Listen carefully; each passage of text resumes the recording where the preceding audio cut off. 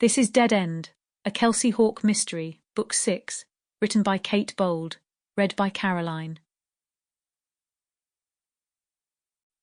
Prologue. The plains of North Dakota had never looked more beautiful. The snow was gone, giving birth to lush greens and golden yellows. The sky was azure, lacking streaks of pale white clouds. Tessa Jameson might have had time to appreciate the majesty and grandeur if she had not been running for her life. She stopped and gasped for breath, spit flying from her mouth as she exhaled sharply, her head spinning from the lack of oxygen. She almost collapsed to the ground, but managed to catch herself and grab her thighs to stop from falling over. Her chest heaved, and the tears came with loud, trebling gasps. Tessa cried and cried as she stared at the ground. She knew she should look up, look around, get the lay of the land again, and discover how close he was. Instead, she could only focus on the tiny ant walking proudly up the blade of grass below. It was free, living its life as nature intended, but as Tessa stood above it, she knew she could end its life in a heartbeat. She wanted to be the ant, the free version, not the one with an impending death.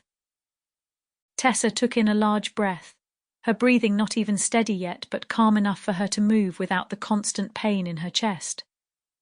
She took one look around and ran. There was no sign of him, but that didn't mean he wasn't there.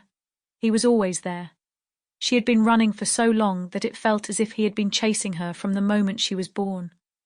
The wind whipped against her face, trying to slow her down and deliver her into his arms. There was no fear. There was no time for the emotions that would beat her down and tell her it was futile. As soon as she acknowledged how terrified she was, her body was shut down, and she would be as good as dead. So, Tessa told herself there was nothing to worry about, and ran quicker than she had ever run before he caught up with her and snuffed her out. Up a small rise, and down the other side. Her legs burned as violently as her lungs.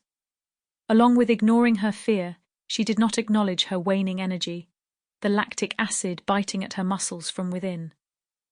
She was not a runner, but had gone for the occasional run.